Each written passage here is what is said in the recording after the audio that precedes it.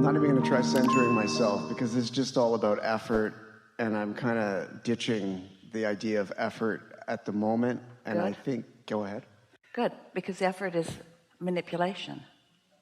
Yeah, totally. Effort is compensating with action what you didn't do with your vibration. Yeah. We're not talking about action, we're talking about effort, because action can be inspired and blissful. But that thing that humans usually mean when they say effort, that's what you do when, instead of tuning in and calibrating and letting the universe and the law of attraction do all the heavy lifting, you're trying to do it with your own physicality. And it works pretty good for a while, because you can offer enough action to take care of most things that you need to take care of. But the bigger your life gets, the less able you are to tend to it through action and effort. The more important it is for you to utilize the leverage of calibration. Yeah.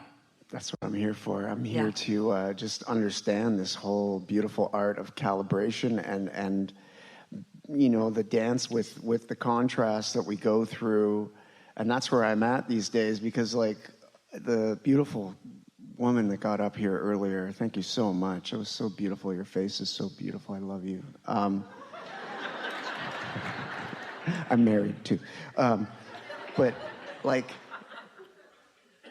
that's this dance, and I'm in a similar place as, oh God, I'm losing my words, but it's like calibration, my relationship to contrast, and I'm in a place where I want all these things to happen in my life, and it's been my dream, and then I bump up, and I've been bumping, it's like, all right, we're done with this effort thing. It's like, boom. That's because you think, because you're accustomed to statistics and laws of averages and things like that, you think that the bigger the dream, the more the effort.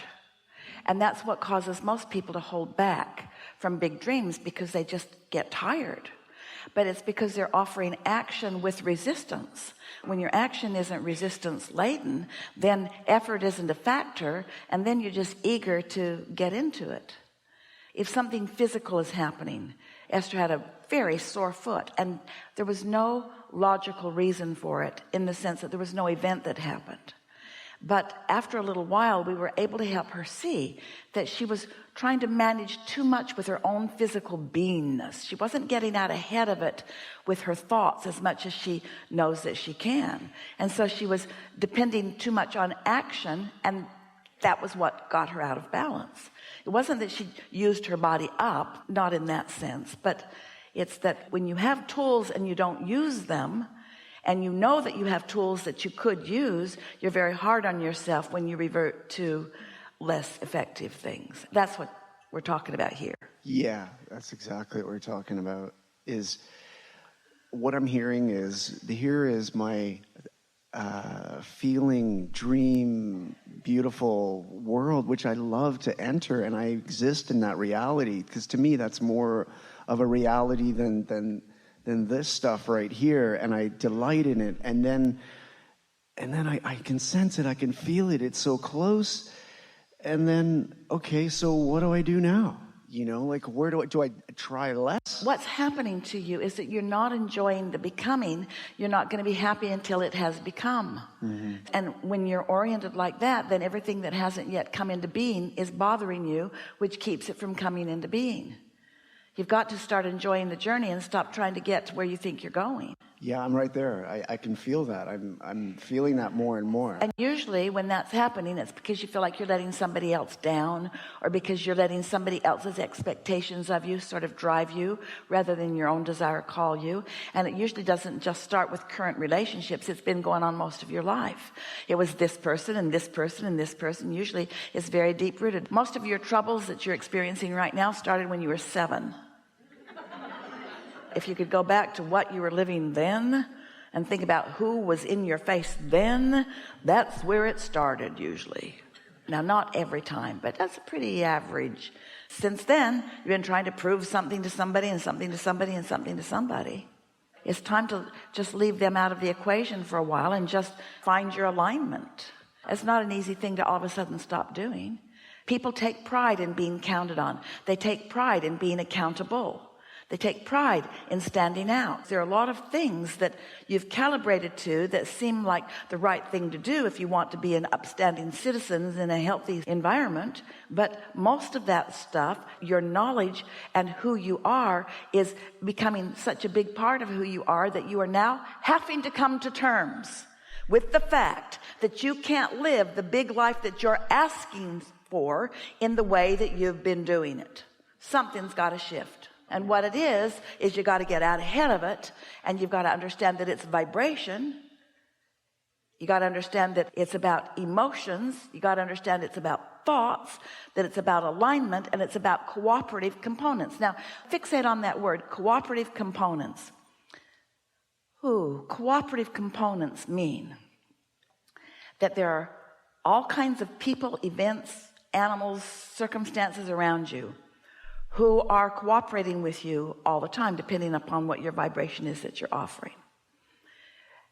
First thing we want to say, as you focus upon the idea of cooperative components, is that they are here to cooperate with you because you never intended to accomplish all that you want to accomplish on your own. Humans teach yourselves that in the religious rhetoric of proving worthiness. Got to prove your worthiness. Got to pay the price. And so you work hard from a position of not allowing yourself to be a cooperative component and not allowing the other cooperative components to cooperate with you. Is this ringing some bells with all of you? Oh, yeah. So I got to prove my worthiness through my sacrifice and hard work. Someone said to Esther not too long ago, can I do such and such? Because if I don't do it this way, it'll be really hard for me. Esther was flinching. It was like she was being shot with a BB gun. And then Esther said, is there any other reason? Oh yeah, it'd be really fun in this way and this way and this way. And that's the answer I'm looking for. Don't sacrifice for me ever, ever. This is a cooperative universe. If I don't get it from you, I'll get it from someone else. Never sacrifice for me. Never sacrifice, because that doesn't make anything happen. And yet, if you don't know how to hook into your true power and you don't know where the true cooperation is, then you run around telling lies to each other.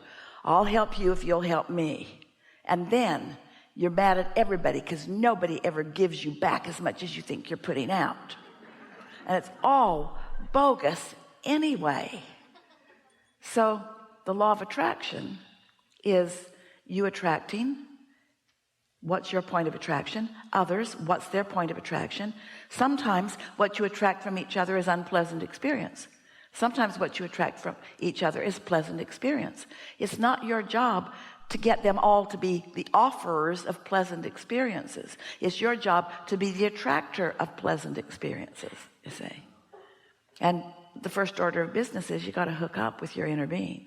I'm there. Yeah.